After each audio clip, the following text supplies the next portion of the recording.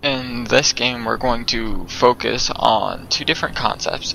The first concept is being why it is very important to scout your opponent frequently, as well as understand what you are seeing. And the second concept is adapting to what you are seeing with your scout. And in this particular game, it is Dignitas as Terran versus Cats as Zerg on the map Metalopolis. And in this case, both players are going to hit a pretty solid deadlock, and then one player, in this case Cats, is going to adapt and win, whereas Dignitas will ultimately just fall too far behind to actually adapt and then lose. And the map is, of course, Metalopolis. I already said that. And this map is notoriously Zerg favored because as Zerg, we can expand very quickly, and there's not a whole lot anybody else can do about it because the map is larger than most of the other. I guess with Kulas Ravine and Desert Oasis out, it is the largest ladder map. That's a scary thought. Thank you, Icy Cup map makers, for making maps. I love you so much. But both Dignitas and Cats are going to take lots of bases over the map, and we're going to see a pretty nice battle. And as you can tell, it's going to be about 28 minutes worth of playtime.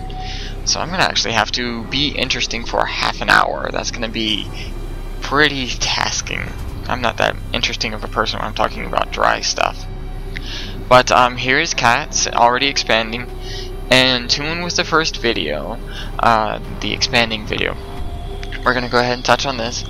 Cats went ahead and expanded his zone of control from this ramp to this choke and this ramp. So he does have a larger area to defend, but he also controls a greater area. Whereas Terran has already begun walling off, he is going to have a lot of control over his main base. However, he's going to have very little access outside of his own base. You can see he's scouting very late. He's scouting with his first Marine. If Cats had performed a Baneling bust, I'm pretty certain Dignitas would have folded almost immediately. But for his own favor, Cats is doing a 14 expand. And this is actually going to be a mech play by Terran. We're going to see Hellion Thor, Blue Flame Hellions, of course. They don't come in any other variety. And it's going to be a pretty interesting back and forth because with these two bases, Cats is going to do a Roach heavy build, and that's going to be effective for a little while and then stop being effective at all. And we can already see Hellions are being produced from here, and there's just not a whole lot going on from either player at the moment, unfortunately. I don't have Cats expanding 15 times a minute in this game like he was for Sync Control in the last game, but I suppose that's the task of me, to maintain being interesting. Right now, Dignitas scouted up to this base with a Marine, opted to not scout this base. Actually, he does have a little red dot. I don't know what that's for. Oh, that's part of the attack move path. Alright. But he has found Cats, and he's not going to be able to do a whole lot with this Hellion, except... Okay, so he's going to get that creep tumor. Dignitas is looking to expand as well. This is probably more of a timing thing and than response to Cats' expansion. You can see this is the evolution chamber just being thrown down and hidden. I'm looking for the roach worm, but I don't see it yet. Dignitas is going to expand in just a second. We can see he's already looking to secure his zone of control. This is something which is very important for every race to do. If I were Cats, I would suggest that he have spine crawlers about here and here to prevent Hellion harass. And Dignitas is already throwing down the obligatory 2 bunkers filled with Marines to defend his new holdings, because his area of control is now much wider and is going to be keeping up in tune with Cats. And here is the Roach Warren and its third gas. The lair is almost complete. It's not going to be, well, the roach horn's not going to be done in time to get a really fast upgrade, but roaches are going to be in production pretty soon. I'm a liar.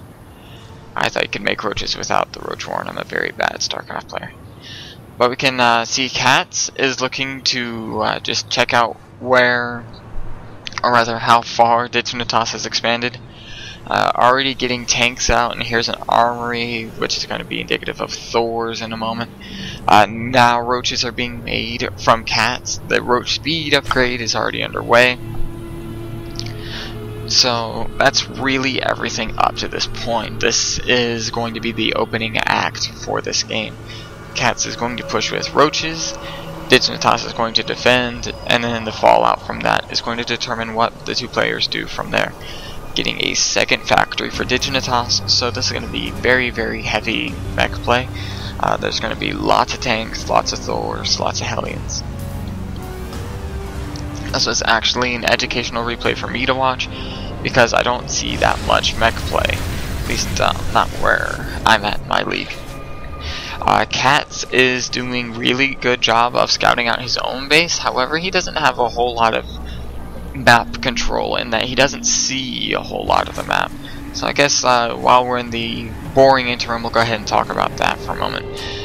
Both players have scouted out their own base, so they are very comfortable in their present zones. However, neither player has done very much in checking to see how far the opponent's zone of control goes. And here's Cats moving out with a whole bundle of roaches. We'll leave those selected so we can see how I can't think of what I'm looking for, but basically this attack is going to be somewhat educational on why it's hard to attack an entrenched player, because we can tell Cats is taking really heavy losses, but Dignitas is losing a lot to focused fire as well. So if you there is actually a right way and a wrong way to attack, and when you're fighting a Terran that has SCVs repairing things, you need to be doing what Cats is doing, which is focusing fire on specific targets. But in larger battles that becomes less important, unless they're really high priority targets like Thors, motherships, broodlords, infestors, high Templar, those kind of targets. It's generally better to just literally move behind where you're attacking, so that way your units do what they do best, which is kill stuff. Because it's really easy to over micro a fight and then lose it completely.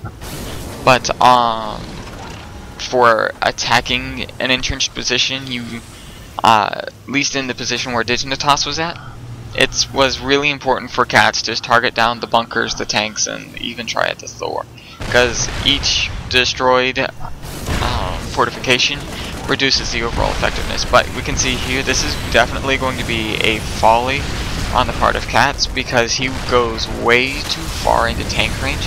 You cannot attack an entrenched Terran that has several different tanks, simply because the losses are going to be tremendous, which is why I've left all these roaches selected, because they are really battered and he's lost a significant number of them. We're actually going to go to the units lost tab, and Cats has lost more money than he's killed.